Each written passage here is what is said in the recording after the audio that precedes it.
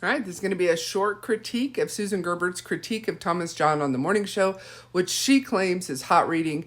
I would admit that it allegedly does look like hot reading to me, but let's go on. My name is Mariana. I'm the Energy Reader. Number one, Susan Gerbert is clearly going to be a dog with a bone with Thomas John because allegedly he is hot reading. And to me, on a personal opinion, him as a celebrity, it does look like that. He was caught red-handed. You can go to the YouTube search bar. You can put in Holy Kool-Aid, and you can put in Thomas John and then debunked, and you will find the video about it. It was also written about by the New York Times. Thomas John actually did message me on Instagram and said, we should have talked about this on a live so I could have given you my side of the story. Now, Thomas John has thousands, if not millions, of followers, and I could have easily said, you know what? That's a great idea. Let me hear your side of the story. And I could have, how would I put this? I could have gone along with the story in order to kind of social climb and promote myself and get more followers. However, I am not that person. I have never been that person, and I sadly will never be that person. Not sadly. I will happily never be that person. Really short, quick insert on me. I live in a rural area. I took on the school board. I made a ton of enemies. I wrote letters to the editor, started a blog. All of this to prove a point. We ended up, our little group, somebody had hung a dead chicken on one of the person's fences. We were threatened. I ended up having to get a restraining order against a neighbor who lived, like 2 40-acre parcels down. I was threatened. He broke the restraining order and ended up getting arrested. All that to say, I am not in anything for the friends. I'm not in anything to be popular. If anything, I cut my nose off to spite my face because I can't stand bullshit. I literally, with every fiber of my body, I can't stand liars and bullshitters. So all of that to say, I could have easily taken Thomas John up on his offer to, quote, hear his side and go live with him, which would have probably propelled me to thousands more likers and viewers and that type of thing. But then what does that make me? Because I watched that video and I read that New York Times article. He was legitimately caught red-handed. The New York Times doesn't write an article about something like that without crossing their T's and dotting their I's. They have deep pockets. They are fact checkers. As such, I responded to Thomas John and he said, before you slandered me, I wish you would have. And I could always provide the screenshot. My response to him, obviously, is I did not slander you. I reported the same thing that the New York Times reported. You see, there is slander and there is libel. And if you are slandering someone without some truth behind it, then you could be sued. You know, he could take Susan Gerbert to court at any time. But she's telling the truth in this capacity. As she understands it, she has the receipts. She has the New York Times article. And that's why he isn't taking anyone to court, in my opinion. We have a certain level of latitude also for celebrities in that we can be critical of them and we can have opinions of them and we can critique them without being taken to court or without being sued, if you will, because they put themselves out there as celebrities. So anybody looking to be a celebrity medium should also keep that in mind. So I did tell him, I'm not sure what your side could possibly be. Like, you were caught red-handed. And I said how disappointed I was that he's a hot reader. And I was legitimately disappointed because I did come into this niche naive. All right, so let's go on before I get too long-winded. I do have a smattering of respect for Susan Gerbert because she is putting herself out there for something that she believes in. Now, whether she's right or she's wrong, there's gradations of truth. There's gradations of what she believes is truth, right? There's people on my page saying, oh, you seem like a nice person, but basically more or less you're full of shit. Well, not full of shit, but you see where I'm going? Everyone's going to have an opinion. At least she is putting herself out there and she is making these. Now, however, again, she's a dog with a bone with Thomas John because when I go to her page, He's the only one she's been able to catch. The rest of the ones that they've like investigated, there's nothing there. There's no there, in Susan's words. The other reason I think this was a well done video, because she followed up with receipts. There were no, oh, well, whatever. There were no, yeah, wells. She had the receipts on this opinion, if you will. In her intro, it says, remember the hits, forget the misses.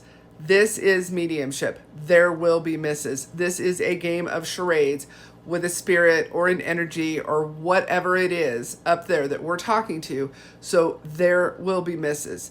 And when I teach class, I let them know there will be no's. You will get no's. You need to know how those feel. It's a fine line, right? It's a fine line, because I have critiqued another medium who I also think is hot reading, and I just don't think she's as good at it as Thomas John is, because she hasn't had as much experience. And when I critiqued her, she had, in a half an hour reading, she had, if I remember right, I have it all written down somewhere, she had like 12 misses and 10, 11 hits. And I had other things that really picked that reading apart. More or less, I thought it was a dismal reading. And if she isn't hot reading, she's woefully underdeveloped. And she charges $750 an hour, asks for a birthday and a photo and a name and a relationship of the person. Well, what more do you need to be a hot reader? All right, one of the other things I disagree with Susan on is she says, if you've ever read anyone before, then the next reading is a hot reading. I totally disagree. We have varied, incredible lives. We find out things in classes where we read each other, right? And new things invariably come up, and we actually challenge ourselves to find new things. Have I said this before? Then Spirit, please give me something I haven't said before. Also, we update our messages to reflect that person's, life today, if possible. All right, Susan also goes on to use the term piggybacking, but piggybacking is actually a term in mediumship realms, and it is a thing. So she says it in a derogatory way, but it is a thing. Mediums can link up together, and they can piggyback off of each other, and or spirit can piggyback as it's coming in. So it's interesting that she uses that term, because it's an actual mediumship term, and it's a real thing, if you will. All right, I also want to bring up that she claims that the hot reading, she's using the names like Lenora, that's a very uncommon name. And she's using that to kind of prove her hot reading premise, if you will. And yet she also is very critical of all mediums, saying, and she was critical of me, like, well, what's his last name? Well, what's his social security number? Well, what's his address? Charlatans and con artists can get all that information. Real mediums, it's a little harder. Do we get names? Yes, we can and do get names. Do we get all of these names that you hear kind of in this example? In my opinion, no. She then goes on to say that somebody says, yes, that's right. When we do a reading, we need to validate our evidence as being right. That's the point of evidence. So, for example, she criticizes Matt Frazier for talking too fast and not asking for validation, but now she's criticizing Thomas John, which I really do agree with this premise, but she's still criticizing him for the person that's getting the reading, saying, yes, that's right. So it's kind of, they're very hypocritical in that. They're very trying to ride both sides of the fence. We're supposed to validate evidence because that's how we know it's actually evidence. So I think it's weird that she both says it's an example of a fake reader, but then she asks the real reader to do what she's accusing a fake reader of doing. Does that make sense? I'm not saying that I'm not articulating that as well as I would like to. However, real readers very seldom get addresses. And what the hell would an address matter? I could just say you lived in Kansas, and the sitter's going to understand that. I don't need to go to the front door and you walk in. And although I have described houses in the past, like you lived in this type of house, here's how old you would have been, give or take. So, it's a fine line, and that's how fake readers do get away with it. All right, but my point is that validation is expected from the sitter, and it is something that not only do we expect, but that we look for.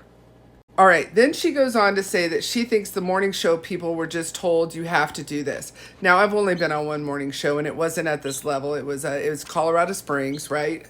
Loving Living Local, Fox 21, if you want to go look it up, Mariana Clemens. However, They absolutely 150% were not told this is how you have to do something or not. Now, she also says they're not going to come in with hard questions. No, it's a morning show. It's not Dateline. It isn't an expose. They take things that are local, they take things that are interesting, and then they present it. Unfortunately, I do agree that this was a hot reading. However, my one small morning show, smaller, they're probably like, hey, my smaller market, let's put it that way. I had promoted myself to them. They said, yes, please come on.